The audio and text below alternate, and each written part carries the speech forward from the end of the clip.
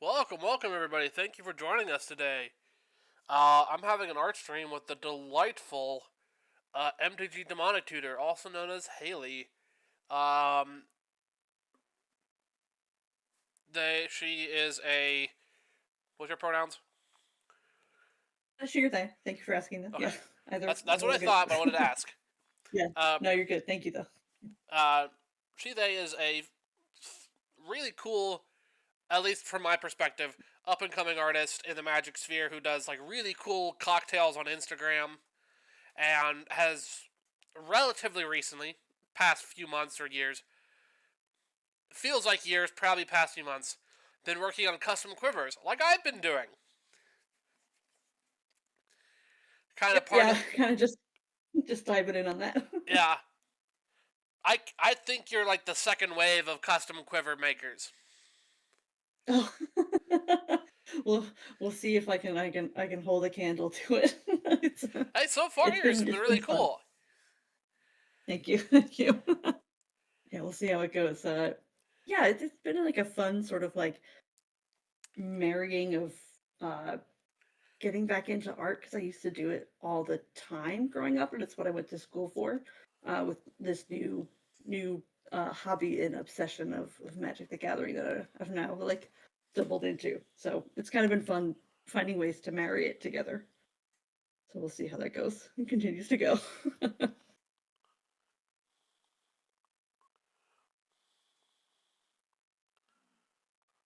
Yeah. But yeah, I've probably done two now so far. So like uh I have one of them. I guess I'll show. I don't know if it's upside down. Ooh. I No, it was maybe the this right way. it was the right side up. Okay, here we go. Yeah, I made one for myself finally, which is kind of fun. I did a sort of like food token since I do make cocktails on Instagram weekly. So I made a food token for the last Magiccon out in Chicago, um, and like made myself into a creature card. So like this was the style that I used for my side Uh-huh. of the food token. So I decided I would like put that on the quiver that I will finally be able to like keep. So this one is mine, and it will not be going anywhere unless it's on my person. So So yeah, it's kind of like me as MTG DemonicTutor with my little like not poisonous yeah. cocktails. So that kind of leads into you asked me about what I got me into making my first quiver. And Yes, yeah. so, I, what I first did is I did this huge canvas project. I don't post it a lot on Instagram just because like, it doesn't really get a whole lot of audience. But this Hmm. artwork you see before you that I'll zoom in on the thing, this was a canvas, like a huge, like 2 feet by 3 feet canvas, Oh wow. where I painted Dang. people's favorite Magic cards. Hmm. They pay me $10. I add their favorite Magic card onto this huge canvas, and then Hmm. in a span of about a month or so, um, my camera's bugging out. 1 minute. You're good. Focus, damn you. Anyway, so in a span of about a month, I painted this huge canvas. Hmm. And this is a playmat version of it. The actual canvas is way bigger. Hmm. But once I finished this, I Okay. wanted to try something. So I've seen Quiver Time stuff. I have friends who have them. I've seen them Hmm. on Tulane Community College. I've seen a bunch of other people online with them. I'm like, Hmm. that's really cool. I want one. But Yeah. I wanted to see if it didn't work, it didn't work. I wanted Hmm. to see if I could paint one. So I Yeah. asked Quiver themselves, I'm like, how would you go about doing this? They said, we have no idea. No one else has really done it. Hmm. And so I'm like, all right, well, I'm going to buy one. And I want to see what I can do. Hmm. And so I bought one, and I made this. Okay. Nice. Very nice. This is my personal one. Hmm. And this is the first one I did. Yeah. So it Oh, has that's my great. I it has love my the little yeah. mascot right here. Hmm. So if you see the Twitch stream, you see a little robot like doing. Hmm. It looks like Lab Maniac because it's a robot Yeah. lab Yeah. version of Lab Maniac. But the robot Lab Maniac is right there, Hmm. and then it's just a bunch of other robots and magic cosplay for the most part. Hmm.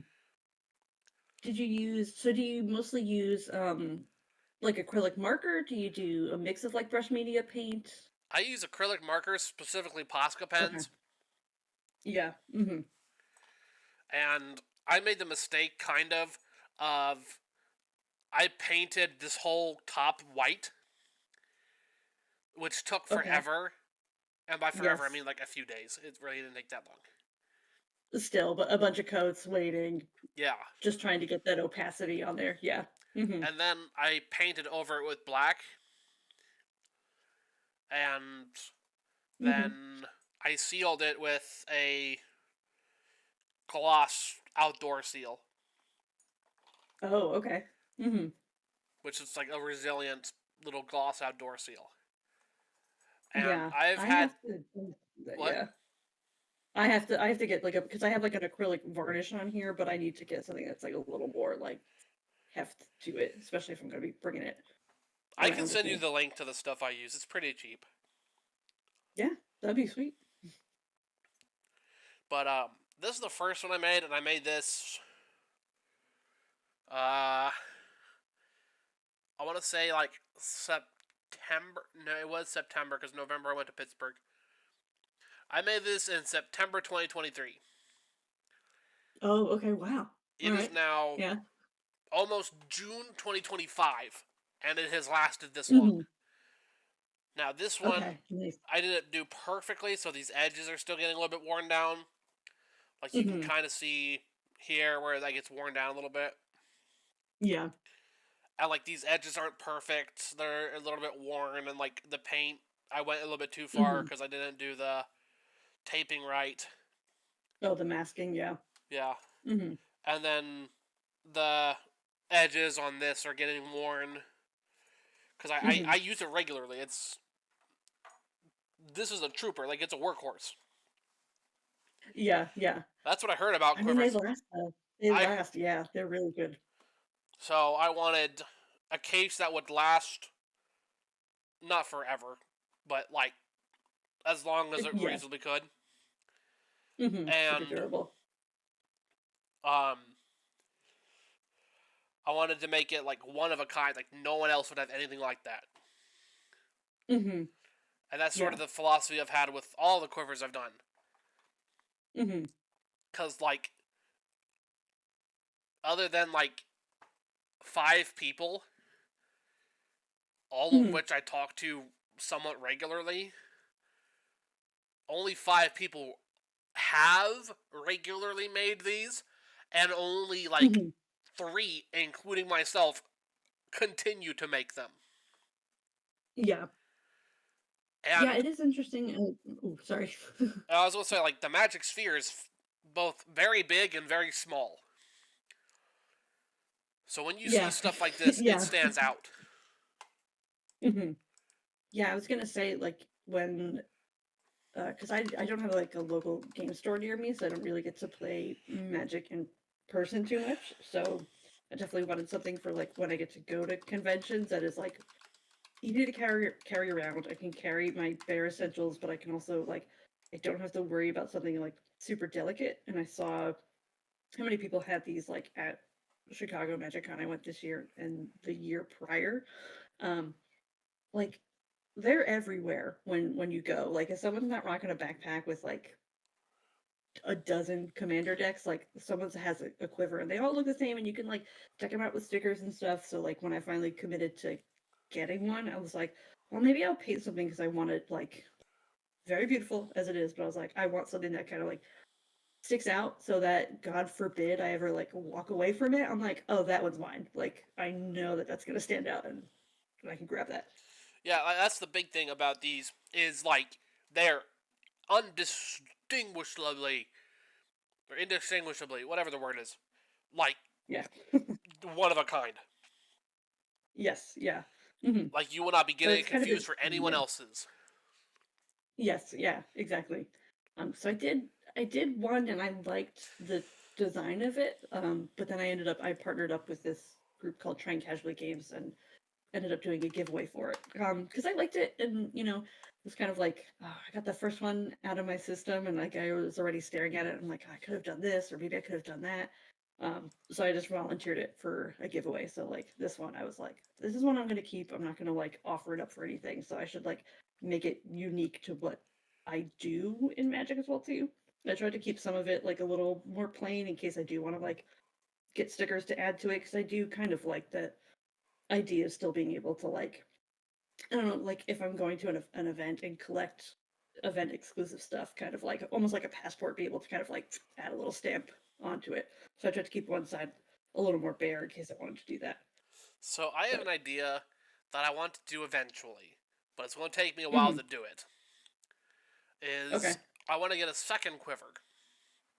Hmm.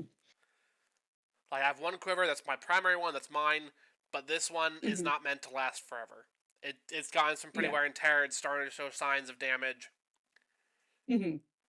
and I'm sure, and like I want it to last as long as possible.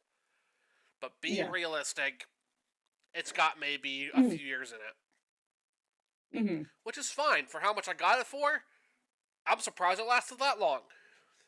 They're very reasonably priced. Yeah, to grab them. Yeah, Hmm. exactly. It's 50, $60. Not too bad. Yeah. Hmm. Like 45-ish for a bolt if you get a smaller one, because I got a bolt Yeah. that I want to check out as well too. But yeah, I mean, yeah, like you said, you've had that for what, like 2 years now, and it's Give or take. still kicking. Yeah. Yeah, but Hmm. my idea for the second one is I want to do that passport thing with all the stickers, but like Hmm. every quiver I see that's stickered up, I feel that it is not optimizing the space well. It is also, I would say too, like I noticed when I was like doing my first quiver, I was like, what a unique canvas size, which was fun, like in terms of like trying to challenge myself to like get something in such a unique orientation. Yeah, But yes, the same with like stickering and decal. It's like uh, I get paranoid about how I have things on it. So like if uh, I'm like hesitant to put the first sticker on because yeah, then it dictates how everything else is going to be. And but I don't know what those future stickers are, so I start to like almost spiral. Uh, I yeah, digress. But yeah, like it. I would love to put stickers on here, but I also don't want them to be haphazardly put on and then be like, oh, I don't have room. Now I gotta yeah. start cross So contaminating. my opinion when it comes to some quivers is that the stickers are a little bit haphazard. They're people's Hmm. quivers. I'm not insulting them. And I don't want anybody who's watching this, once it's recorded and put on YouTube, or people who happen to be viewing on Twitch, though we don't have any viewers right now, I am not insulting your quiver.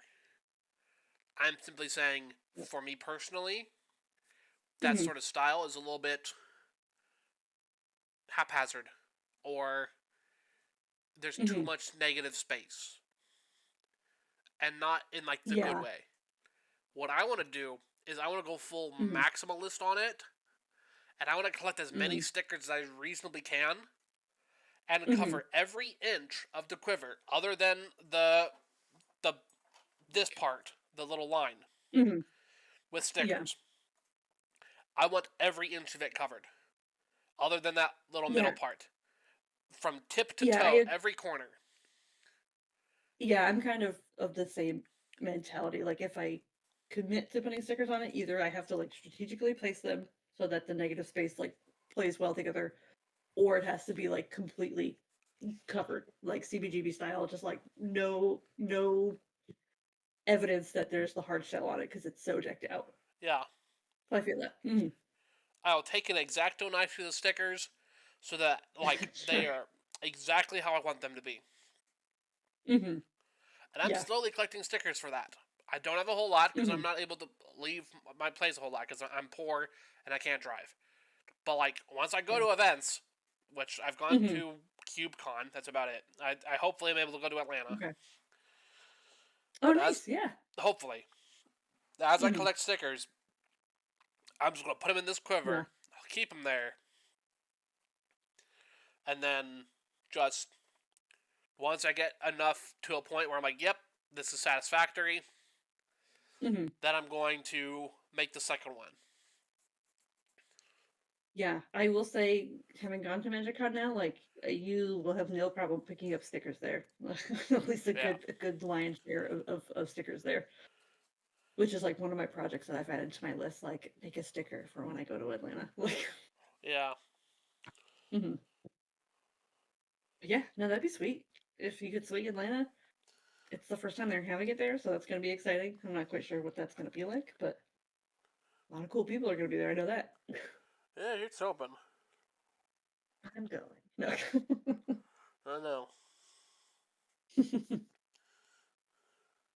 Yeah, that's cool. Have you decided when you're going to get that second quiver, or is it just kind of like when it happens? When it happens, it happens.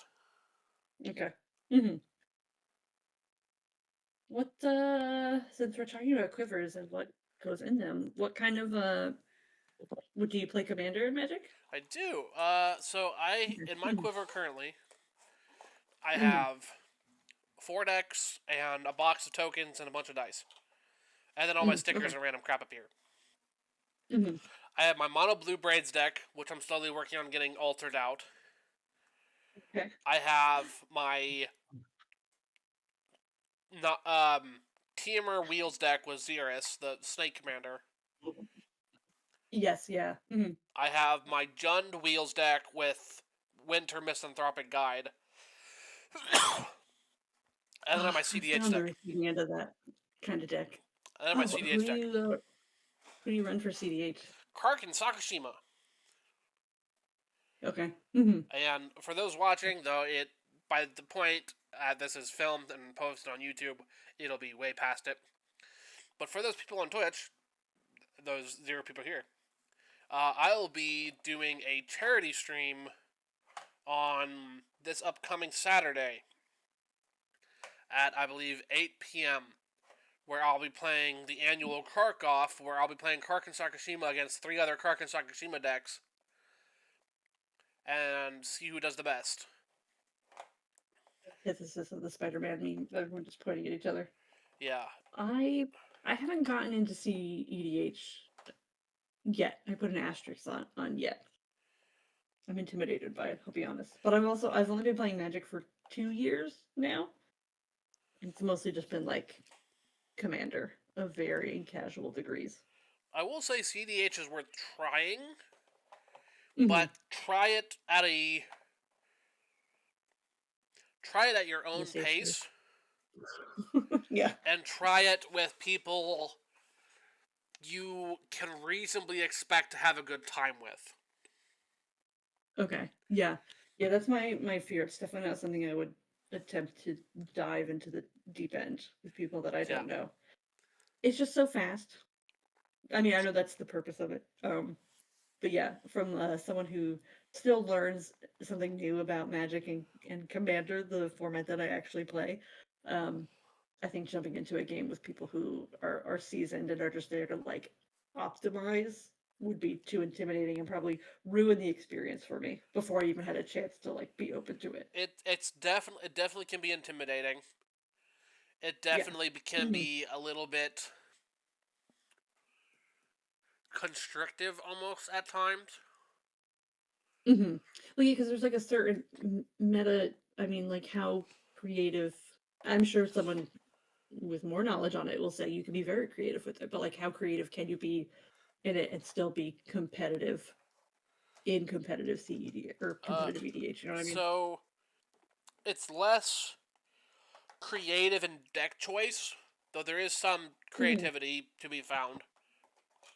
Mm. So it's one of those things where the more creative you want to be, the more foundational you need to start.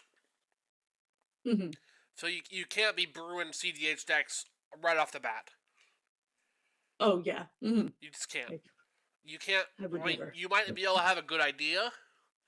Mm-hmm. You might even be on the right track. But like, Mm-hmm. there is going to be another cEDH player that you'll talk to, be like, hey, I have this idea, and they will do it better than you can. Mm-hmm. Nothing against you, not in a bad way Yeah. even. No, maybe It's just one of those it's not on things. my 2025 bingo card, so I'm okay. It's like playing Modern and talk. It's like playing Draft and talking to LSV. You know? Mm-hmm. I'm not saying every cEDH player is LSV. They're not. They're idiots. Lovingly, but still. I've been I'm an playing idiot. cEDH on Well, and off not so since good. like 2019, 2018. Oh, okay. Mm-hmm. I've been on a few different YouTube channels. I'm in the different cEDH spheres. I consider a lot of Mm-hmm. cEDH people friends. Mm-hmm. I feel like I'm at least able to say that like a lot of cEDH players are lovingly morons. Well, I'm pretty dumb, so I think, that makes me But feel better about it. there are going to be brewers, there are going to be builders where like they you can tell them a creative idea. They'll be like, here's how to do it better Mm-hmm. and make it work.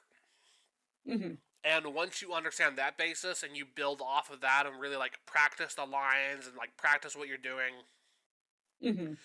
really devote the time and energy and skill into learning the foundations, the basics. Mm-hmm. Learn the meta, learn the decks, learn what you're playing, learn what you're playing against, learn what you Mm-hmm. might be playing against, learn what was and what will be.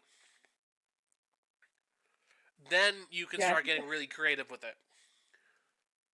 I think, I thought it's definitely a back burner format for me.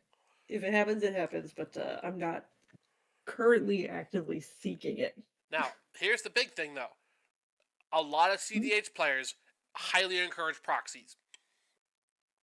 Yeah, that I know is like good because I know most of like the optimized tools for cEDH can be pretty pricey. So Yeah. the idea of being able to keep up and then being far more inclusive to proxies makes sense Now to go hand in you hand. can't play proxy decks in official like Magiccon formats and such. Sorry. Yeah. Mm-hmm. But like most online spheres where you'd be playing cEDH, which I can Mm-hmm. only think of like Chaos and playing with Power. Mm-hmm. But like I think Play to Win as well. I don't interact with Play to Win guys a whole lot. But like Chaos playing with Power, I think Play to Win. I think Mental Mm-hmm. Misplay. I think Mind Sculptors, though I'm not sure, don't take my word for it. They all have proxy friendly play spaces. Mm-hmm. And if you can play cEDH with some friends, like if you and your mono black friends, Black meanies, yeah. yeah, if you all want to play cEDH with each other, like, hey, listen, let's all proxy off decks we think are cool, learn them the best we Mm-hmm. can, and play them against each other. I know there's 3 of you, but find a 4th. Yeah, I know a few meanies have started to dabble in it. I think more so like in their local game store and slowly online, which is like where most of my like initial curiosity started. But I was like, that's a path I'm not going to follow right now. Yeah, This looks fun. but I'm not there yet. but find those people, proxy off a deck you think is cool, play it with them. Hmm. If you like it, Yeah. find some other places. Hmm. Most cEDH players are a little bit like, for lack of better phrasing, a little bit inbred. Like, not inbred as in like genetically, but inbred as in like meta wise. Like Insular. they're stiff in their own farts, you know. All right. I'll make sure to remember that if I do see EGH. But like once you find a good few players who are willing to like talk to you on your level and are Hmm. willing to be a little bit like, okay, this is a beginner, this is what we're trying to do, this is what we're trying to go for, you have a great time. Hmm. Probably. Maybe. I guarantee Probably, maybe. you very likely Definitely. won't run into any 11-hour games. Yeah, that's like the only thing where I'm like, oh, okay, like because I love Commander. I love trying new weird things. I love the play group that I have because like we'll encourage weird stuff. We'll sometimes encourage selfie stuff, once in a blue moon. But yeah, I do think I kind of hover more towards EDH just because I can like test out weird stuff, and if it fails, it fails. And there's like, I mean, it's also a card game no matter what format you play. But I'm like, oh, there's no low risk, Yeah. high reward. Yeah, exactly. You can do silly things and have it be like, oh, okay, we're playing a silly game, so yes, Just silly that's little fun. guys doing silly little things. Silly little guys piloted by a silly little Magic player Yeah. doing her Baja best. Time to get Baja blasted, Yeah. bestie. Baja blasted. But yeah, but EDH is my format of choice, only because that's kind of like what I was taught. It's hard to not encounter EDH, I should say.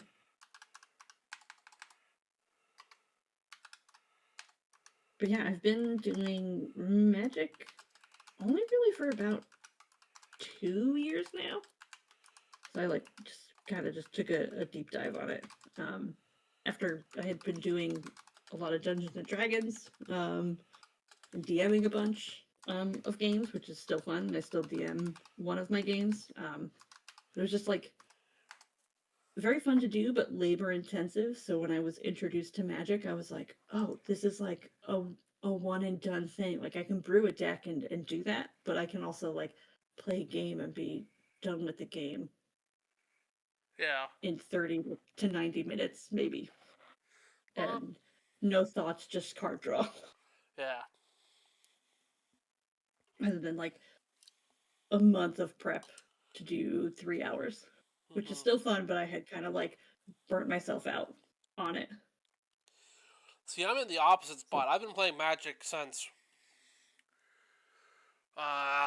2014, okay. give or Mm-hmm. take. Yeah. It's a little bit fuzzy, but 2014, give or take. Mm-hmm. And um, I've been wanting to get. I've had a few on and off D&D. I've had a few D&D campaigns that like kind of went somewhere, kind of went nowhere, Mm-hmm. and like some of them lasted pretty okay until they didn't. Some of them lasted. Some of them didn't last at all. But I love It, coming up with characters and like almost having the chance to play them. But then yeah. just something happens and it falls through. Scheduling is a big killer. I mean, you also want to make sure you have the right group dynamic. There's like a lot that can go wrong. So when it goes right, it's like the stars align. Um, were you only a player, never a DM? Yeah. So I'm working on a world that I want to DM here soon. I'm not going to DM here soon. I'm going to get back to working on it here soon, so I can DM it Mm-hmm. eventually. Okay. Uh, is it 5e? Are you gonna do the new like D&D one? Because I'll be Uh, honest, I stopped at 5e. I so kind of like here's the thing. Uh, or another I've module, I should say. Yeah, I am it's more kind of module. leaning away from D&D and leaning more towards Pathfinder Oh, okay, yeah. Mm-hmm. because I kind of like how Pathfinder works more in theory, Mm-hmm. and Yeah, I know also that's a big selling point for a lot of people who are not as keen on 5e when it came out, and now D&D one or whatever the new edition is. Pathfinder. I've been told is easier to run as a DM or GM, whatever. Yeah. Mm-hmm. And also Pathfinder, once you get past the character creation and the initial like learning curve, it plays Mm-hmm. better than D&D. Okay. Like a little bit faster, a little bit leaner. Like there's a Mm-hmm. little bit less gunk to sort through. There's a little bit less like paperwork to go through. I've never played Pathfinder because I started probably 2018. I started as a player, maybe 2017. I can't recall, but like 5e was like in full swing. Yeah. That's what was getting kind of all the new players to like kind of come in and give it a go. Um, and I started as a player, and then I just got like so hooked on it that I taught myself how to DM just because I wanted to play more. Yeah. not realizing that it's like such a different role. Yeah. And there's things that I love about both kind of roles that you can play on it. But I bit off more than I could chew, and I started running like a bunch of games. And it wasn't just like from model books. I was like, oh, I'm gonna take this and like alter it. So then like as a new DM, I started just adding more gasoline to the fire rather Yeah. than like containing the fire that I had created. I was like, no, this is great. This is fun. And then I just burned way too bright on it. So I Yeah. still love it, but I had to take a break and kind of step back. And then that's kind of where Magic came in and kind of like filled in some of Yeah, that's fair. that gap after quitting some games. Mhm. But I've not now gotten burnt out. forever DM. I've not gotten burnt Mhm. out from Magic per se. I've just been playing Mhm. it for so long, at least comparatively so long. I have friends who've been playing it for way longer. Yeah.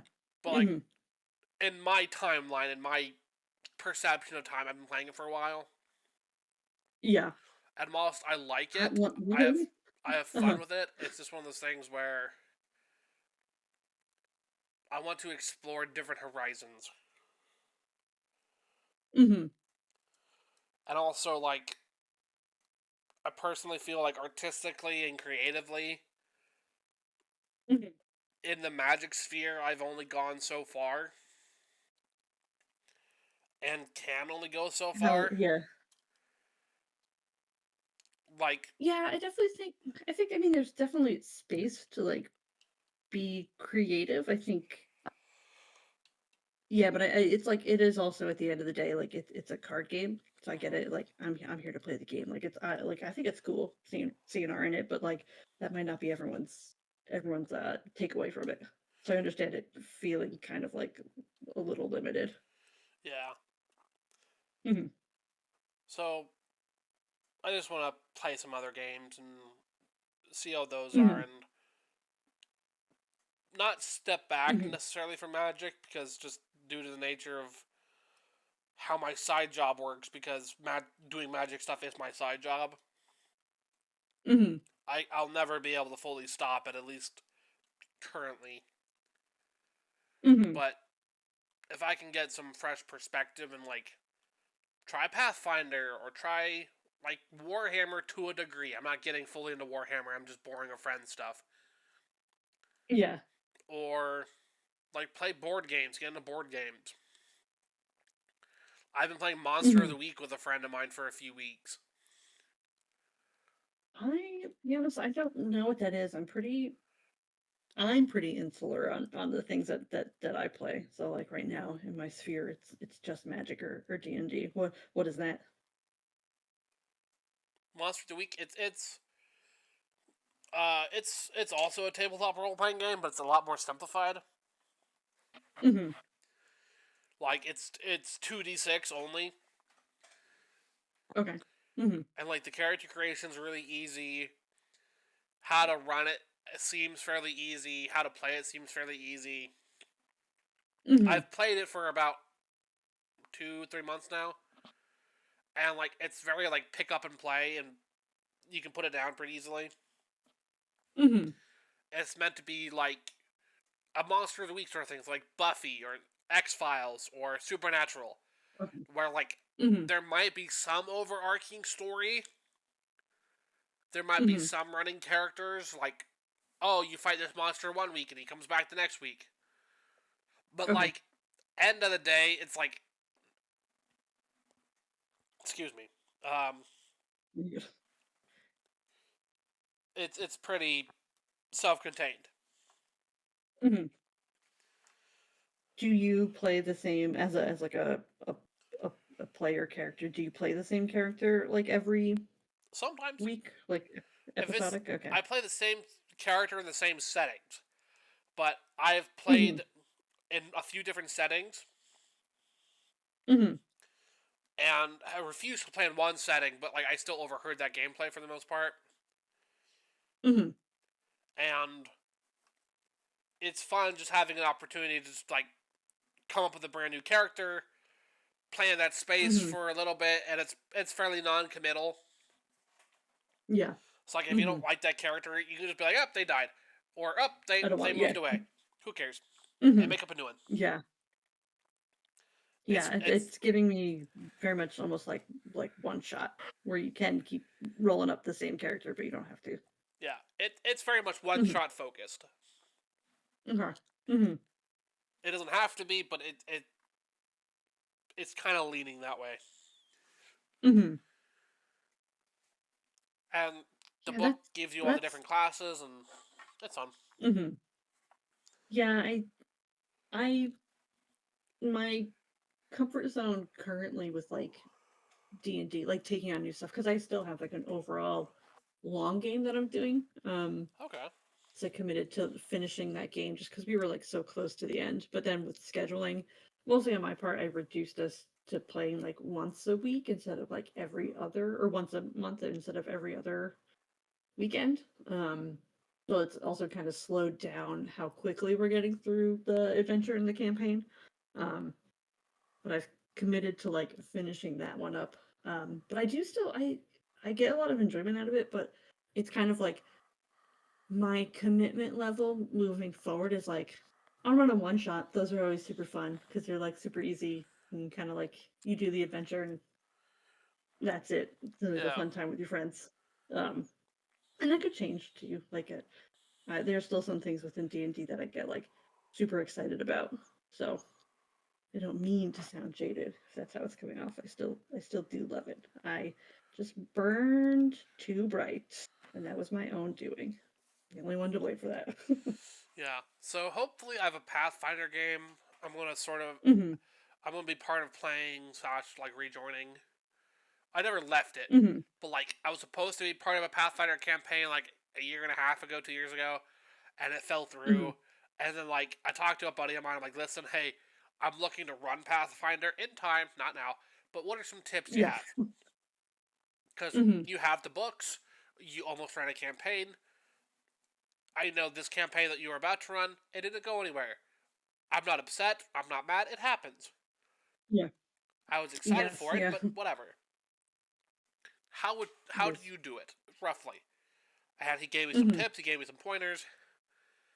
And then he's like, actually, hi, welcome, Mana Flooded. Good to see you, and thanks for the follow earlier. I really appreciate it. Yeah. What up, Emil? But anyway, so I just brought up a conversation, but like, hey, how do I do this? And like, he gave me some general tips. He told me what books to buy, Yeah. and he said, actually, I'm going to restart a campaign with some friends of mine. One person had to back out. Would you potentially be interested in joining us? I can't promise anything, but would you be interested in joining us? Absolutely, I'd love to. That's perfect. So he has filled me into that campaign, and we've been talking and setting things up. Mm-hmm. And I need to iron out my character a little bit more because we're going to play in like 2 weeks. But it seems to be going pretty well. And he sent me all the books digitally, and then I'm slowly going to pick up the books in paper. Mm-hmm. Yeah, I bought a bunch of like digital books and sources and stuff, and it was like great to have for like character making and for my players to have that for like D&D Beyond because it just optimized everything for us, and we play online for the most part. But like in terms of like the campaigns and the resources that I have on hand as a DM, I have like the physical books for. It's just easier for me to be able to track in the moment instead of having like 1,000 different screens up, and then we would use Roll20 to run our maps. So it was just easier for me to like physically have one of the books, so I didn't have to be like toggling from 1,000 different screens. But yeah, are you guys are you intending to try and play a longer game with this Pathfinder game that's as long as we reasonably can. Okay. He would like it to be about a year to 2 years. Okay. But he's being realistic and said, let's just try to get a few months in. Yeah. Which is fair. It is best to manage expectations. Scheduling is the hardest part of tabletop caves. We're going to try to do one game a month in person, and then maybe another session a month online. Yeah, I do mine online because I also like all of my players are kind of all over. There's two others that are on the East Coast with me, that are actually local, but then my best friend from college is also part of it, but he's out in Colorado, Oh and then we wow, have another friend who's out in Vegas. So like online is the only way that we play. And then we're also matching up all our work schedules and like the time zone differences. So the once a month outside of holidays has been pretty good and has kind of given our campaign an extra life, because it is currently my intention, like after that campaign I'm not going to do any more long-term campaigns.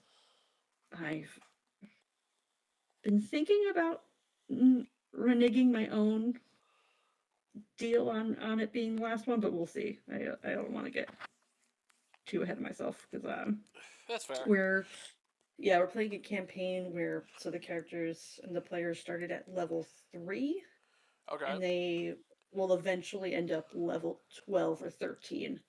And I believe currently they're all level 10. Oh wow, We've probably been playing. Yeah, but we've probably been playing this campaign for maybe a year and a half, maybe even 2 years, maybe about as long as I've been playing Magic. that's pretty good. Yeah, so I am proud of that it's been consistent and that I think they enjoyed themselves. I mean, no one has wanted to quit. No one has. Yeah, So I'll count that as a success. yeah, But we'll see. It is fun. I hope your Pathfinder game yeah. So do I. has a long and fruitful life So do because it I. is fun. I miss Hmm. hanging out with some of the people that are part of it, cause like they're Okay. part of a Hmm. certain like. I was relatively close with the DM of it, cause him and I Hmm. played Magic regularly and like hung out and like almost went to a few events Hmm. until like some things fell through and it was just rough. Hmm. But I miss hanging out with him because I think he's really cool, Yeah. and I miss hanging out with that general friend group because like just they live not vicariously, but like they have done so much and they do so much, and just the way they talk, the way they move, the way they experience the world is so interesting to me. Mm. As someone who's been fairly not within myself, but like isolated, kinda, Hmm. partially due to unable to drive, partially Hmm. due to just being awkward with new people, partially just being a little bit weird with people, like not weird in a bad way, just like Hmm. personality traits, you know? Yeah. I mean, that's one thing that I like. It's been very much like a fake it until I make it within the Magic community. Everyone has been like super nice and super kind, but I joke about being passively charismatic. I'm not doing it. I'm very uncomfortable like meeting new people, Yeah. and it is most certainly a me thing where I'm like I just overthink in my head. Um, I've had nothing but 99.9% pleasant experiences though. I have had, I'd say mine's like 70-30. 70 pleasant, Oh, 30 unpleasant. oh, I'm sorry. Yeah. Now I've I'd been in say I've been in the Magic content creator sphere since 2019. that's true. I'm flying by the seat of my pants. I'm just Yeah. So hey, you want a funky little drink? I've been doing kind of what I've been doing. I've been doing a lot of different things for Mm, years now. And mm, there are some groups I don't like working with. There are some people who we just I respect what they do. I respect them as people, but like how they do things, it just doesn't work with how I do things. mm-hmm. There are some creators who just Yeah. don't like me, and I'm not too fond of them either. There are some creators that I've had the displeasure of working with, or even the displeasure of even being in the same Discord as them. Mm. And sometimes it starts out fine, sometimes it starts out rough and it gets better. Mm-hmm. It varies. I have found kind of what works for me, kind of what doesn't work for me. Mm-hmm. What seems to work best for me is kind of doing my own thing. Mm-hmm. Leave what other people are doing to them, and if I trust those people and those people get along with me and I can trust them to not start any drama and trust them to understand what I'm trying to say and do, I'll help them out and I'll join what they're doing. But just with the way how I am and with how I do things, I've learned that I gotta be a little bit more careful sometimes. I think like in anything, I mean, you said like Magic is such a big space, and yet at the same time it can be kind of small. You run into the same folks, and if they're good folks, that's great. To kind of see them popping up in the same spaces that you. But I think that's kind of like a healthy attitude to have. Is just like, I don't know. I always joke like, I'm here to play Magic and meet cool people. That is my only agenda. Yeah. I post drinks based off of like cards that I like. I've started to like branch out onto YouTube.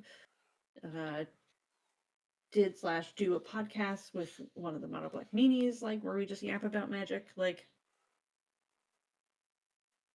it for me at the end of the day, it's a card game, and I meet a lot of cool people by just being able to like be comfortable with myself and know that like, hey, do you want to play Magic at the end of the day? That's all I want to know. Hey, you want to play Magic? Cool. Well, let's play Magic.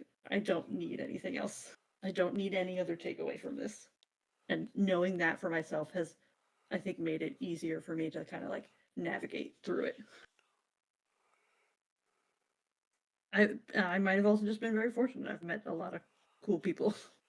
Yeah. And even the 0.001% I've met have not directly affected me. It's just kind of like, ugh, ick to learn about That's the other what they're like thing with that other I'm in the people. tough spot with. I play Magic a very certain way Mm. that I don't play stacks necessarily. Oh.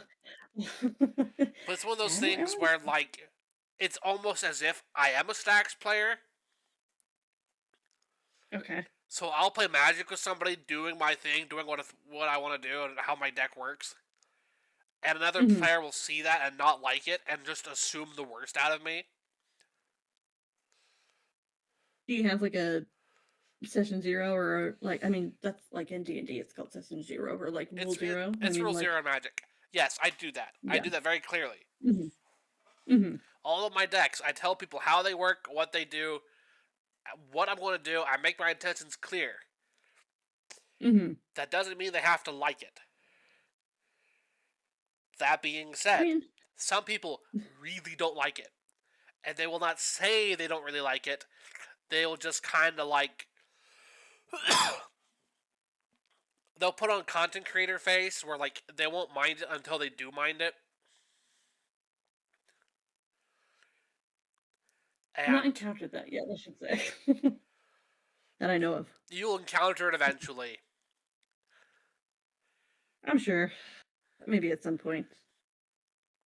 I'll brace myself. But there's content creator face where like on stream, on camera, they'll act one way, and then like in person or like off camera or even like passive aggressively they'll like do another thing.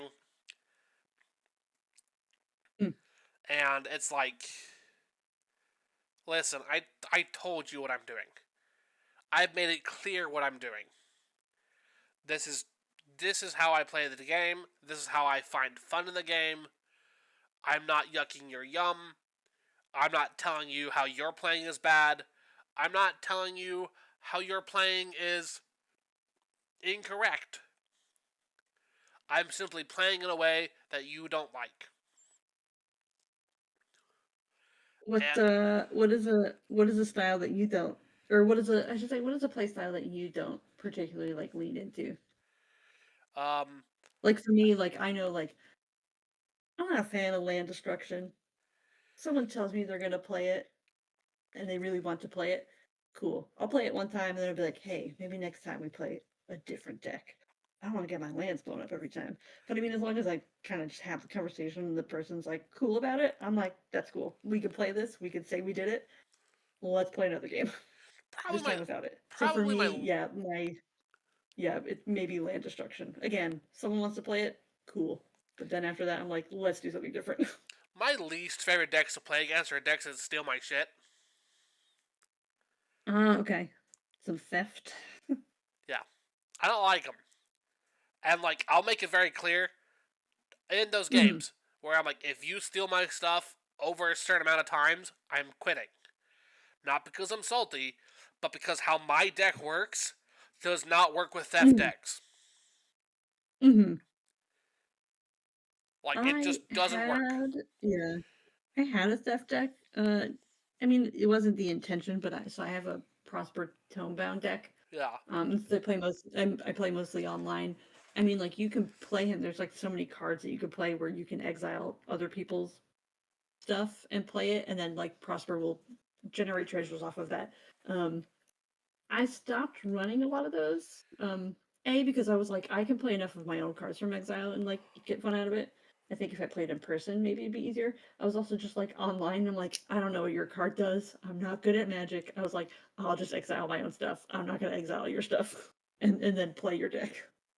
I was like, I'll do my thing. I'm a very singular player when it comes to like decks as well too. Like, so if I make a deck that's like this deck is about life gain. That's the only thing my deck is about. So I'm not a good deck maker in that sense. I'm just like hyper focused on one thing, and they're like, "Well, what about this? What about that?" I'm like, "I didn't put that in here. Yeah. I'm here for life gain. I'm here for counters. I'm here for XYZ. I'm only doing landfall in this deck. Well, don't you want to do this? Nope. It's not a landfall trigger. Get out of here." So, you might have heard, you might not have heard. So, 2 of my 3 decks are wheel decks. Yeah. I got a Or, Nekuzar deck. I think It's Nekusar is useful. overrated. I think Nekusar is boring. That's personal opinion. If you like There Nekusar, we if you go. play Nekusar, great, go for it, enjoy it. I don't care. But I personally think Nekusar is boring. Like, I see. uh, but I have Xerus, which is like a token wheel deck, which has green in it, which is kind of cool. Mm-hmm. And then I have Winter, which is kind of a draw Punisher deck. Yeah, see that. I'll play Nekuzar and you can play Winter. That's fine. I've played it. Yeah, I've played against a few Winter decks, and they're very cool. But I'm like, ah, damn it! Yeah. I know what's gonna happen. And then I just brace myself for it. Brace myself for the pain. I had I don't have any precons at the moment, but I bought the when Duskmourn came out, that Valgavoth Rakdos precon, Uh, where it was like pretty much like a group slug deck. I learned very quickly I did not like playing group slug. I just like I felt too guilty all the time, like yeah. pinging everyone constantly, and I was like, oh, okay, this is a style that I don't want to play. I just My felt bad the whole time. my decks are not group slug. Now, my Braids Hmm. deck kind of is. Kind of. Yeah. So my Braids deck I Hmm. call Group Symmetry. It is a deck Interesting. that is designed PR spin. is a deck that is designed to make all players' gameplay experience as symmetrical as possible. How long have you had that deck? I've had it for about a year and a half or a year. Mm-hmm. It does what it's supposed to do. It's Just advertised. yes. Just symmetry and magic is by its very virtue unbalanced. That's where I don't know too much. Like, I've been playing for 2 years, and I continue to learn each day. And I'm just like, if someone tells me that, I'm like, all right, I guess so. I just don't have the experience yet to be like, know everything.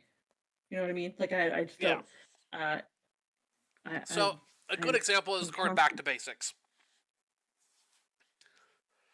Back to Is the card back to basics? You said. the card Back to Basics.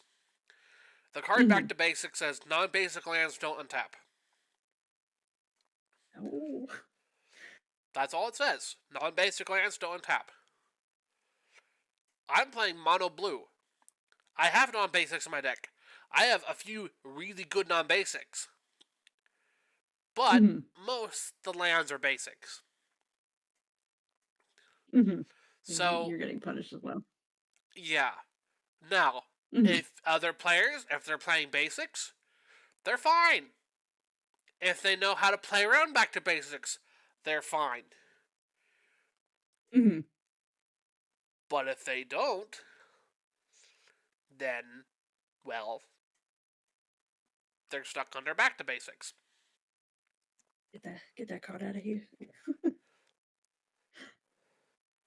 Yeah, one of my favorite decks. I have a Thalia in the Get Wrong deck. Yeah. Though I've made it. That's my landfall deck.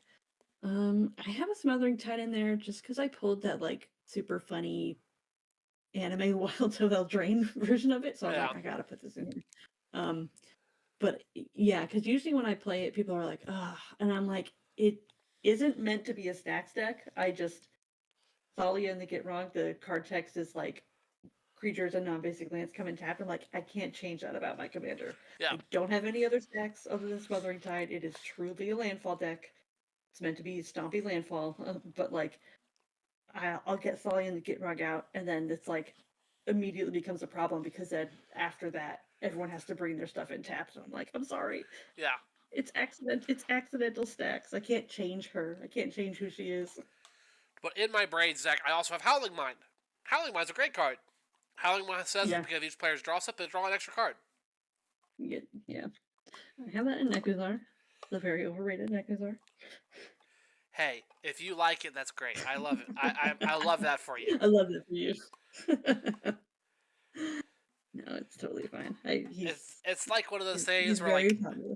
I don't listen to Prince. I'm not a huge fan of Prince, but if you listen to Prince, great. I'm happy for you. See, that's a deck that I have where people are like, oh, is that like every other Nekuzar deck? I'm like, yeah, it is. Yeah. I won't deny it. It is. I'm not gonna pretend. I'm not gonna lie to you. It is. Yeah. And sometimes my Braids deck, people think my Braids deck is like some Eldrazi beatdown deck. I'm like, no, it's not that. I promise you it's not that. Yeah. The deck has one beater in it, and that beater I hardly ever use. Yeah, if I tell you what the deck is, like, it's not a trick. That's what it is. Like, yeah. But so yes, it is that Nekuzar deck. He is that girl. Yeah. I've met people who think my Braids deck is a hardcore stacks deck. It's not. I have met people who think my Braids deck is a hardcore group hug deck. It's not. It's not that either. It is in the middle. All right, I feel like this might be the final isolation straw. I recently just built a Turgid deck. What are your thoughts on that? Oh no. Oh no. I gotta be a mono black meanie, you know? It's on point. It's flavorful. I love that for you. But I will not play with you if you're playing it. No, that is a deck that if someone told me like I don't want to play that, I'd be like, fair. I get it.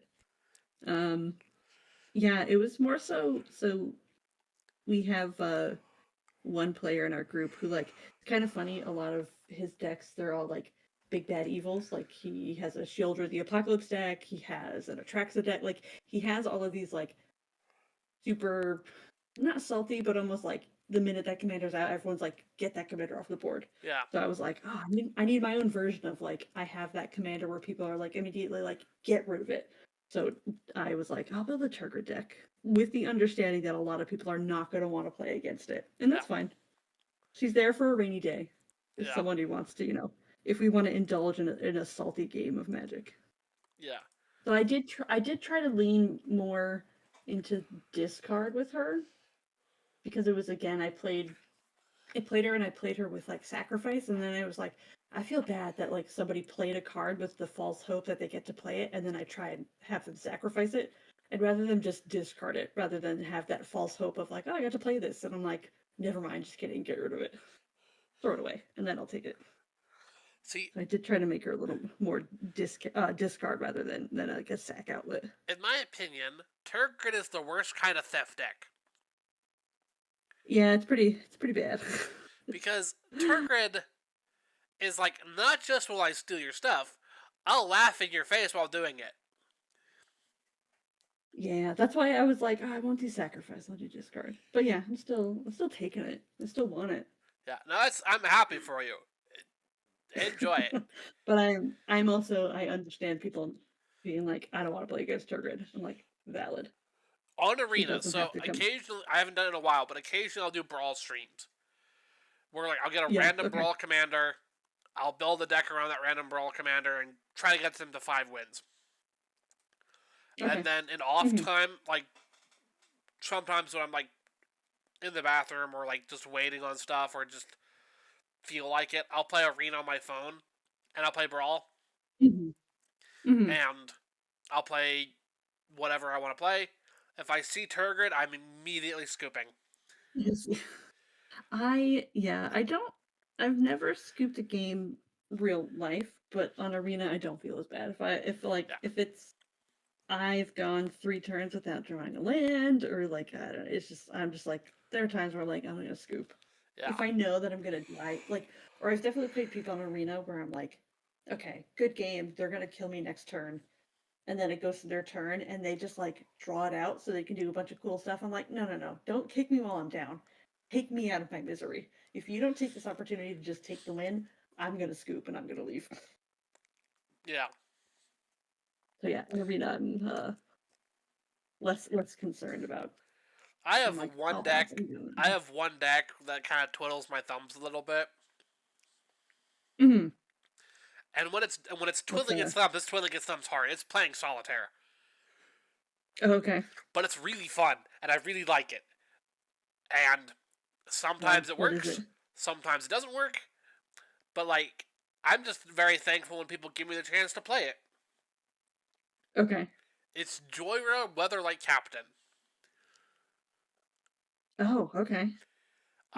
So what you do with Joyra is Joyra Weatherlight Captain says, whenever you play a historic spell, draw a card. So you play a historic spell that costs nothing, you draw a card. Then you play a historic spell that costs nothing, you draw a card. Then you play a historic spell that costs nothing, and do you know what happens next? Do you draw a card? Absolutely. And you do that a bunch. Now, one card that is legal on Brawl, for some godforsaken reason, is Paradox Engine. Oh. Scoop. And also, one card that's legal on Arena is Paradoxical Outcome.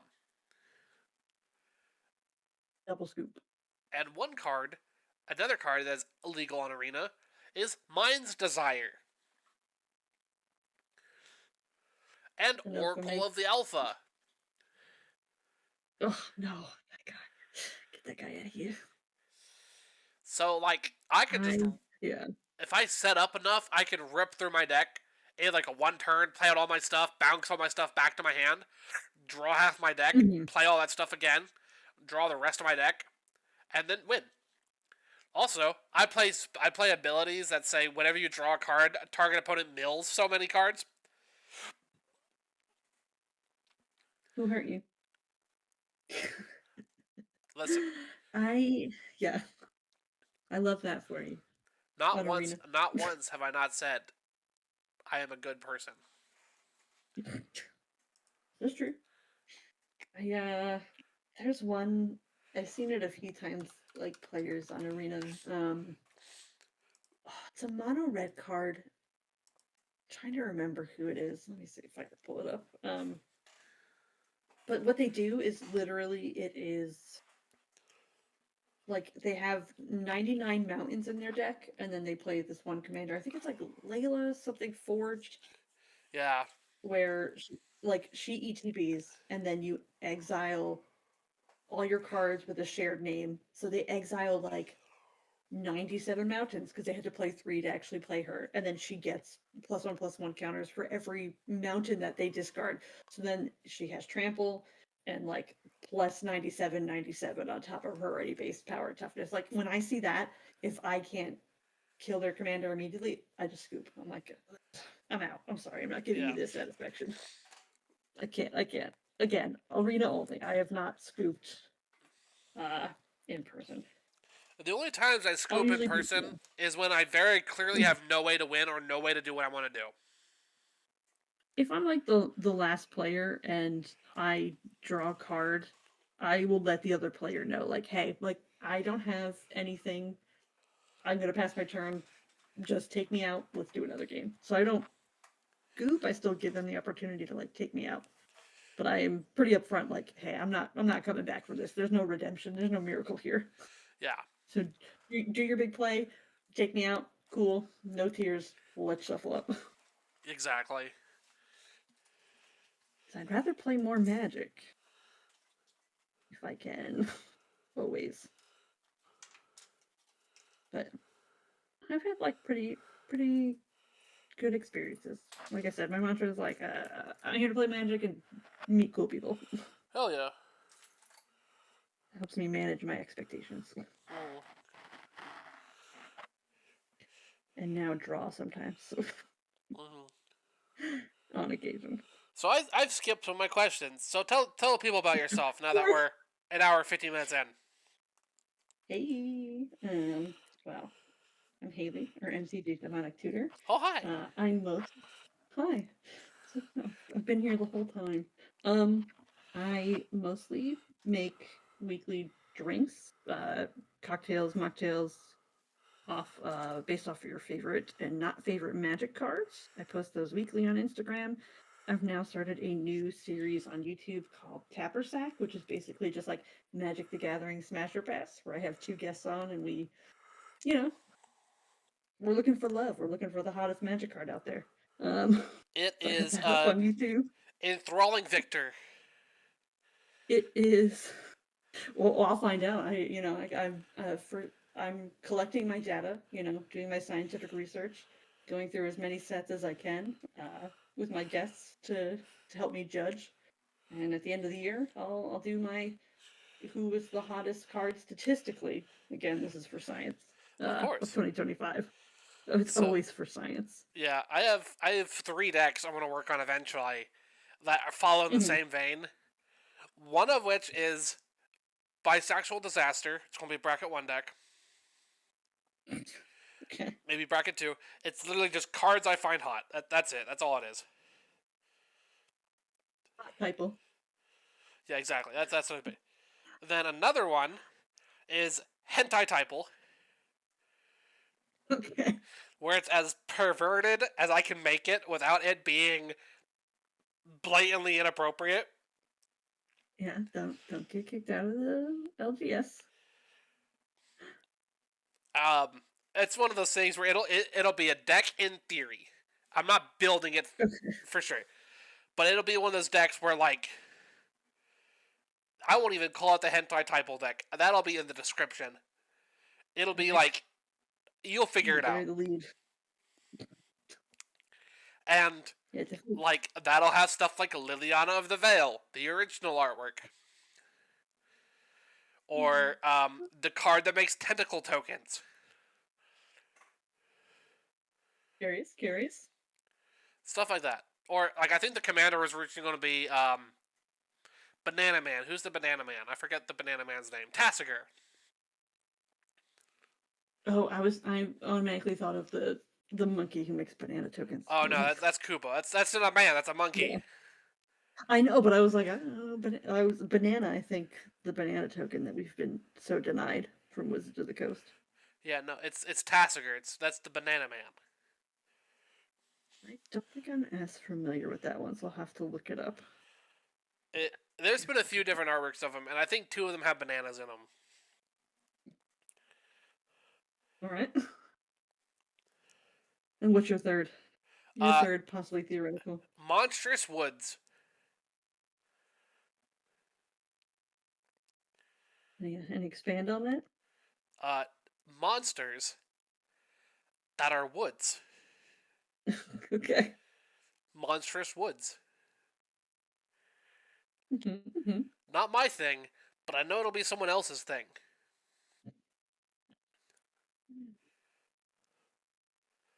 I currently don't have.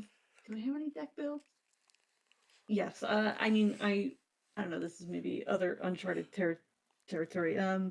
I'm excited for the Final Fantasy release. Are you excited for the Final Fantasy release? Moderately. I want to get the commander decks, but I don't have the money to get the commander decks, and I didn't pre-order them, and now the pre-order prices are ridiculous, so... Yes, yeah. Yes to that. I pre-ordered one of the commanders, Ishtola, back in February when it first dropped, and I'm so glad I did because, yeah, the prices now are just ridiculous. But I want to build a lightning deck, the lightning army of one, the Boros, just because she was my favorite like protagonist. So I haven't built it yet, but that's like the next deck on hand for me to give it a go. But the next... I am a mono black meanie, but I have a lot of like white or Boros decks in my artillery. Right. Honestly, My arsenal. the next deck I want to try to build is one that I built before, but like I didn't play quite how I wanted it to, so I took it apart and sold it off. And people in my local play group have kind of gotten sick of my wheel and like group symmetry bullshit. Motif. They think it's funny to a degree, and it does make games more interesting. They will not deny that. Yeah. They don't necessarily like how it makes games more interesting, but they will concede that it does make games more interesting.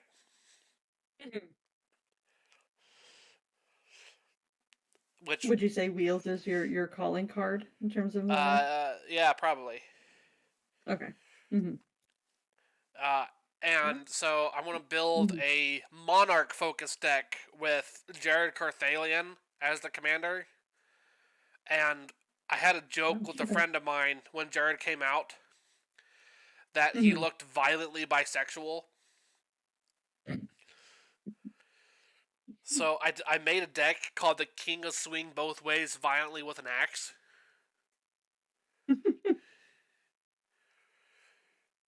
I'll do it. And I want to rebuild the King of Swing Both Ways Violently with an Axe. Are you gonna rebuild it mostly the same, or like what kind of? Originally it was like a budget Monarch deck, but now there's more Monarch pieces, and I want to make it kind of a prison deck. Okay. Because there's a very funny way to lock the game down with Jared. How so? You become the Monarch, and then you put Pariah on him. Ooh. Okay. Where you don't take damage, the damage goes to Jared. And so, as long as you keep the Monarch, which you only lose by losing damage, yeah, just Jared becomes invincible. Yeah. Also, as long as you're the Monarch, Jared doesn't take damage. He just gains counters. Yeah. So, you just lock the board down. Yeah. And then you just beat people to death. It's very funny. I like, how do they win? How do you win? You kill Jared. Yeah. How do I kill Jared? That's not a me problem. Yeah, exactly. That's for you to figure out. Very gross, very gross. In a good way. Yeah. So, you've kind of mentioned it, but tell us about your art. What do you do? And all that. Oh, man. Tell us about Fibblethip on orange/peach. So I only just started getting into, like, tweaking out Quivers. I'm not as consistent, but like I said earlier, it's kind of fun to, like, marry magic and art back into my life. Jared on a Peach is something that I'm You working mean on with Thimblethip on a another Peach? creator. Yes, sorry. So much Jared on the brain now. So much Jared. So much Jared, so little time. I'm working on this collab that I can't really say too much about, or Atlanta Magicon, Oh, but neat. I was somehow chosen to be a creator, featured creator for Atlanta Magicon, which is Oh, like nice. super cool. Didn't think that would ever happen. I I applied for it and I applied to didn't get it. Vegas. I I applied for Chicago and didn't get it, which like made sense. I don't know what inspired me to try at that time. I just thought, yeah, well, it's cool, I'll give it a go. Um, I knew I wasn't gonna go to Vegas just because it's like so expensive to come out from the East Coast Yeah. to go there. So I was like, I'm not gonna apply for it and then like say no, I can't go. So I knew I was gonna go to Atlanta either way, so I just figured like, oh, I'll give it a go. And apply. And I just remember like I saw somebody post about how they didn't get the badge for Atlanta. So I was like, oh, I'll just check my email so that I know now that I did not get the badge.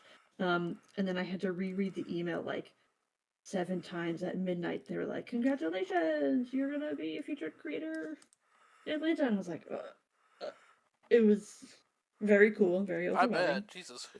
I didn't go to sleep that night. I kept thinking about it. I just kept opening up my email, like rereading it, being like, that's not right. That's wrong. I got this by mistake.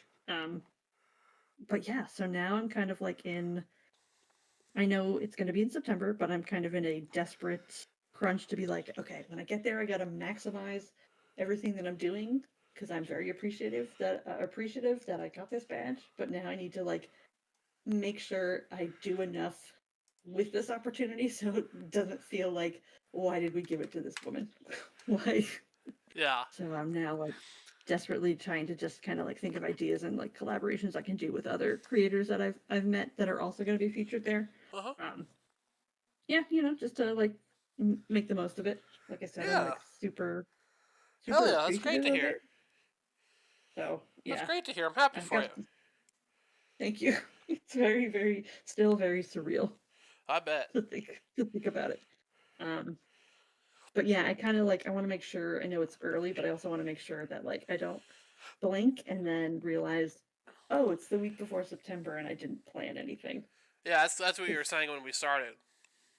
yeah, even just going to conventions, I've learned like the Magic conventions, there's like so much cool stuff to do there. Um, and there's like you get to meet a lot of people that you only really have gotten to talk to online. So when I went to Chicago, I remember being like, I get to meet all these people, this is great, and then trying to organize plans on the fly was disastrous. It was like herding cats. Yeah. Best intentions, but like everyone was doing stuff because they were all like had their own agendas of things that they wanted to do, and then trying to reconnect to like go grab lunch or dinner or like, hey, I'm gonna go do this event. Are you doing it? Was almost non-existent. So I don't want to repeat that in Atlanta. Like I want to be able to like make the most of it and still also be able to Yeah. hang out with as many people as I can. So Hell yeah. I'm already the wheels are spinning I bet.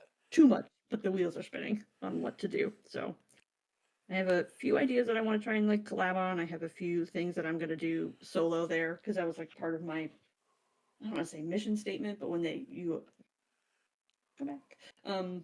When you apply, you say like, "Oh, what do you intend to do, creator-wise there?" And I was like, I said I was gonna film what it would be like a solo experience Hmm. at Magiccon for like first timers. So I got to make sure I've signed up for some events to do to kind of like showcase what kind of opportunities and games you could do while you're down there. So Yeah.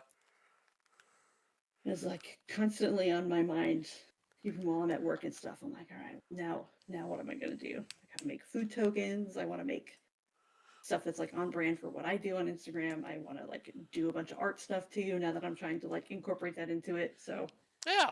this is something that I'm working on collaboratively for Hell yeah. Atlanta. So big old That's peach in space. Yeah, that's super cool. Hell yeah. yeah. So we'll see, Hey, and hopefully you'll be able to make it down there. hey, hopefully. Yeah. So how'd you get started working on artwork? I was very fortunate that growing up, my mom was super into art. She did it all through high school and is very talented. I'm still sort of like using that as a meter of like talent that I'm trying to chase and catch up to. So I was like always doing art growing up, and highly encouraged to do it. I did a lot of drawing. I did a lot of like black and white pencil work, um, mostly realism, or my attempts at realism for portrait work, and landscapes. I went to art school up in Hartford, Connecticut. So I went to their University of Hartford. So I went to art school for college, full of transparency. I went there as a photo major because I thought it would be more lucrative. Like after I graduate, I'm like, everyone wants photos. Like I can make money off of that. Um, and then I had to sign up for a ceramic class, and I ended up switching my major to ceramic sculpture work. Did that for 4 years. Went to do a post-bac program at LSU in Baton Rouge for ceramics. Ended up leaving that. And kind of just like stopped doing art after college. Like a bunch of stuff just kind of came up.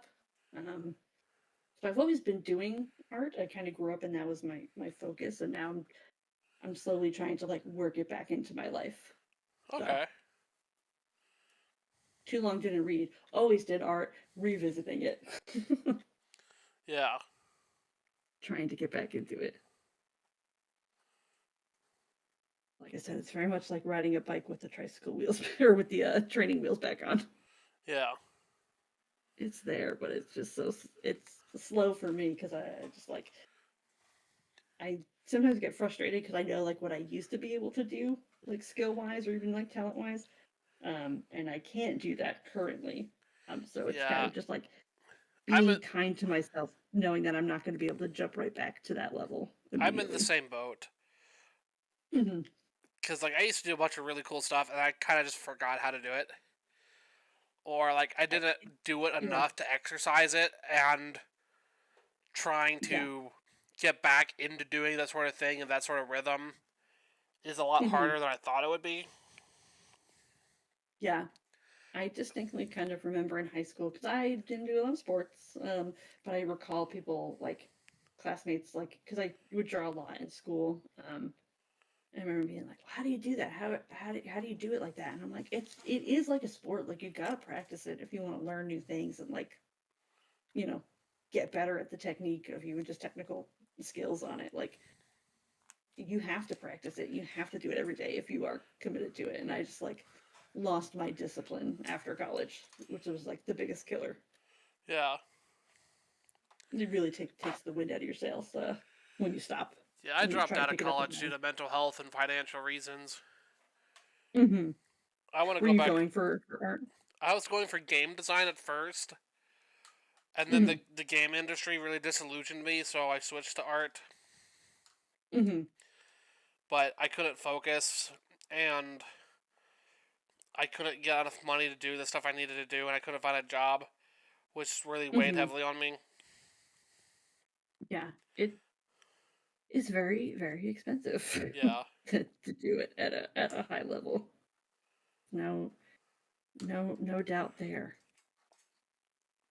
Yeah, Uh, I remember in college, like I would have all these art classes. And I'm like, oh cool, I don't need to like buy or rent out all these books for all these academic classes. And then I'm like, I'm dropping all this money on stuff that I use and I have to get more of. Whereas like if I just got the book, I would have paid for one flat sum and then returned it at the end of the year. Not been buying a bunch of paint, buying a bunch of paper, buying a bunch of canvas, buying all these supplies. It's expensive, yeah. Yeah. or it can be. So, I but yeah, definitely get that. mhm. Yeah, mostly it's been a while since I've like done drawing because even when I was in college, like I said, I was doing like ceramic sculpture work. Hmm. Like totally different animal, different way of thinking and using my hands. Yeah. But I mean, I think also like now that I'm older too, like I'm putting less pressure on myself to get back into it. Where when I was like in college, it was like the only thing I was doing nonstop. Hmm. I was like super obsessive on it, which was not like not good for your mental health, no matter what you're doing, not at all. to be that committed to it and only doing that. And then if you can't translate what's in your head onto paper or into clay or into whatever medium you're using, like, it's so defeating, or it was for me. Like, it was not a good combo at the time. Yeah, but now that it's I'm a like lot. older, and I'm just like, you know what, I'm approaching it much more casually currently. It's I don't know, it's just easier. It's slower, much slower, but easier to like enjoy. Yeah. So what are some tips you have for people who want to get into art and do the stuff that you do? Well, I guess practice, I touched on that. I mean, like, if it's something you really want to do, you should practice it as much as you can. I can't say that we all as adults have the luxury to practice every single day like I used to do growing up. But yeah, you should definitely practice. You should definitely also push yourself to do things that or like learn either like different mediums or skills that you're not comfortable with. I think that's one of my biggest regrets growing up, is that like I marginalized what I did. So like I said, I grew up doing a lot of like black and white pencil work.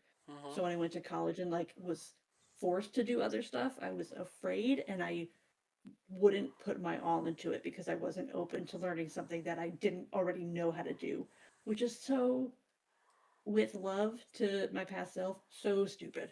Like, I was at school to learn all that stuff. Like, I shouldn't have been afraid to do it. So I think you should also be open to like trying something, and if it's not good the first time or not what you wanted, try it again.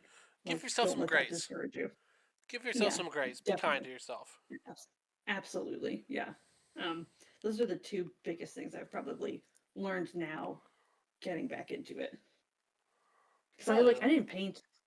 I tried to avoid it as much as I could. I tried to avoid doing any color medium because I was so comfortable with just like grayscale and black and white. Um, yeah, so I mean, don't be afraid to try new things and to like push yourself. And it's not failing if it's not the way you thought it is. It just means just try it again, and it's gonna be better than the first time you did it. It's gonna be better than the second time you did it. It's my biggest takeaway so far. So what are some of your favorite cards?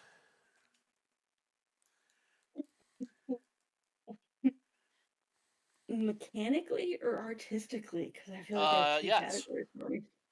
Yes. Okay. Yes, chef, heard. Mechanically, I would say like pet cards that I have, which also translates to favorite cards. I love Fiery Emancipation. I love the idea that I can just triple my damage, get more for less. I love Sanguine Bond. I'm one of my big play styles is like life gain, life drain. So I love any of those key card pieces, but I think my favorite would be Sanguine Bond and that sort of like play style. My favorite commander. This is so hard. Because I do want to pick a favorite commander, or at least temporarily commit to one. Probably, I have a Lae'zel and Master Chef deck. It for a lot of reasons. I love Lae'zel from Baldur's Gate 3. Yeah, Just because ex is telling me about romancing Lae'zel in her Baldur's Gate 3 run, actually. it's totally worth it. People should give it a go. Yes, she's mean in the beginning, but some people like that. But her story is so good.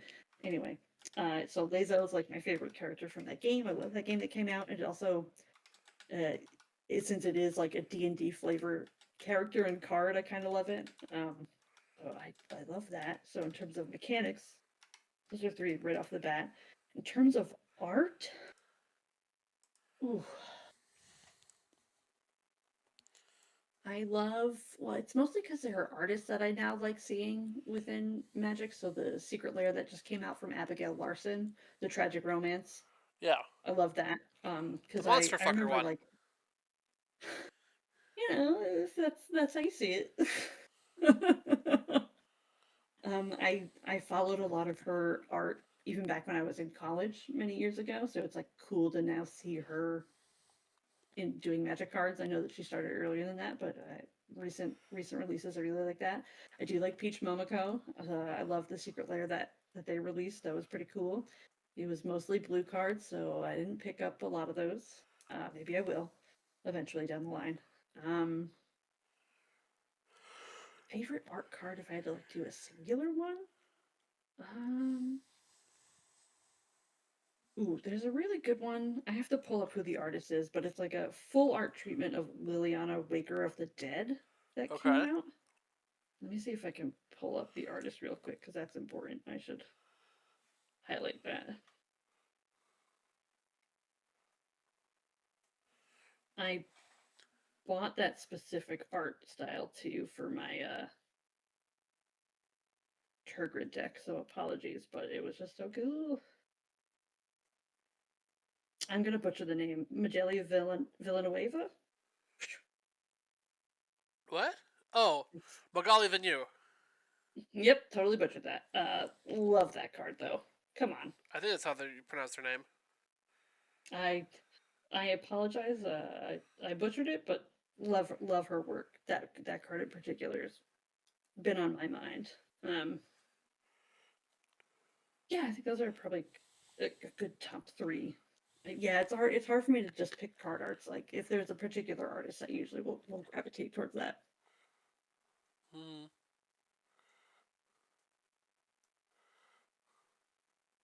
Yeah, I'll commit to those because this is recorded, and I'll never change my answers. How about you? Is there a particular? My favorite Magic card is Pacifism.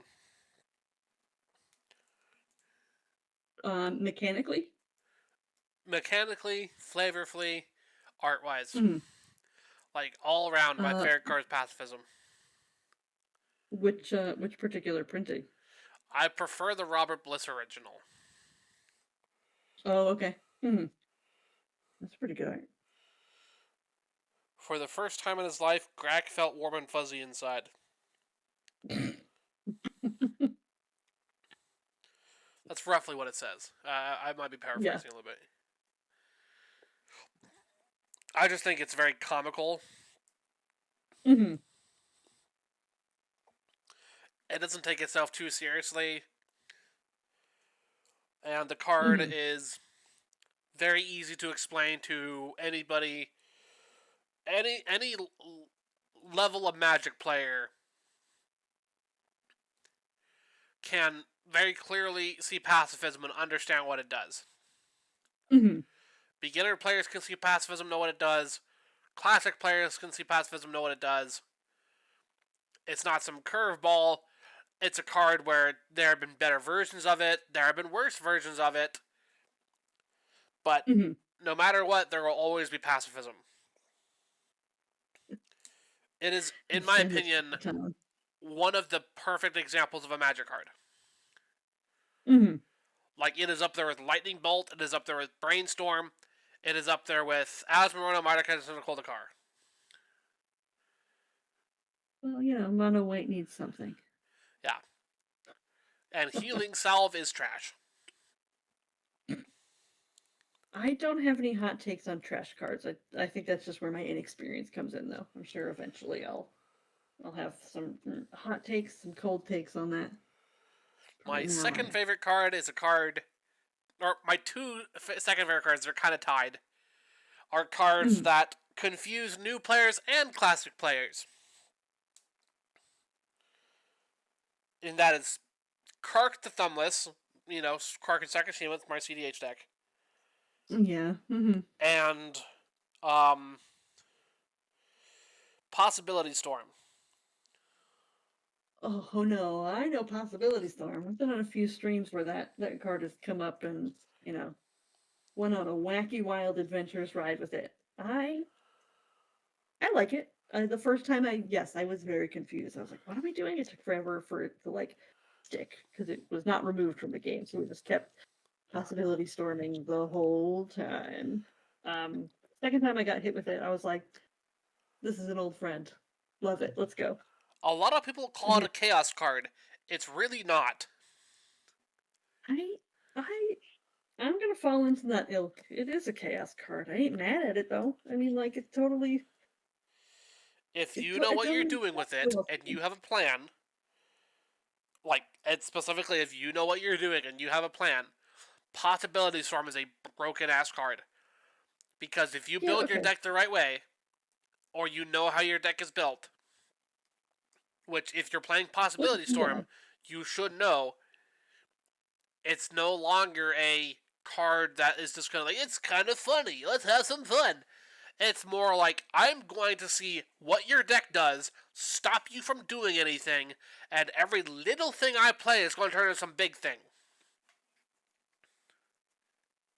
I guess my experience has only been chaos, fun chaos, with it so far. I think that's boring and dumb. Yeah, it's to each their own. Yeah. Like, that's one of those cards where, like, that is an way to play it that you definitely can do, and I can see where the fun is in that. But that being said, there's a lot more to the card than just wacky fun times. That's the kind of pod I play in, though. I think that's also part of it. Like, most of my pods are wacky fun times. But, I'm a product of my environment. Yeah. Like, you can still have fun times with Possibility Storm. But, like, it is not necessarily only a wacky fun times card. Yeah. I haven't seen it yet, but I'm not saying that that's not true. Yeah. I've only seen it on the other end of the spectrum. Yeah. That's fair. Mm-hmm. Like, I run it in that Joyra deck I mentioned earlier. And that Joyra deck, remember, Joyra says whenever you cast a historic spell. Yes. Yeah. So, I have Joyra on the field, I have Possibility Storm out. I cast let's say a 1-drop artifact. Cast a spell. Joyra trigger, Possibility Storm trigger. Joyra trigger. Right. I draw a card. Possibility Storm trigger. I reveal cards from the top of my library until I hit a artifact. Or a card that is an artifact. I cast it. Joyra trigger. I draw a card. I play that spell. I play another 0-drop or 1-drop artifact. Joyra trigger. Draw a card. Possibility Storm trigger. Reveal cards from the top of my library until I reveal that. Get that spell. Joyra trigger. Nasty. I'm going into gas. It's great. For you? Absolutely. I don't know about you. I'm having a great time. Yeah. I'm doing great. But yeah, thank you very much for joining me tonight. Absolutely. Thank you for letting me yap and Yeah, draw. gladly. Gladly, I had a really good time. I did too. And get a project out of the way. So before we wrap up, what are you drinking? I made a gin and tonic. I used so classic. I use a gunpowder gin. It's kind of like my go-to if I don't want to think about something. My real secret is I don't really drink that much, despite the fact that I make a lot of cocktails for my page. But I got these elderflower bitters that I added to it that kind of give it like a little extra funky kick. So it was like an elderflower gin and tonic. My go-to when I have the stuff is either a Moscow Mule or a Tom Collins, and substitute the club soda for Sprite or 7-Up. Okay, yeah. Or ginger beer if I have it. Yeah, I can get down with either. The Tom Collins is good. I like gin is my preferred spirit though. So. Yeah, I don't like tonic water, and I don't like club soda a whole lot. But like, it's not that unreasonable to swap them out with Sprite, or 7-Up, or Starry, or Sierra Mist, or whatever. I'm not a purist. Yeah. Yeah, I agree. It makes it a little bit sweeter. It adds kind of a weird lemon lime flavor to it, but like, that's whatever. Yeah, and I get it now that like I remember I was telling my friend, like, when we had recently turned 21, I was like, I love gin and tonics. And they're like, I've never had one. I remember giving it to them, and I just remember them taking a sip and being like, God, I hate this. And I'm like, I'm not personally offended. Like, I know it's weird. Like, you don't have to like it. It is a unique taste. Yeah. I like Yeah, gin drinks the but that most, was. though. And my favorite Mhm. gin that I've had is from a local brewery Oh, nice. that I want Mhm. to I want to get another bottle of it for.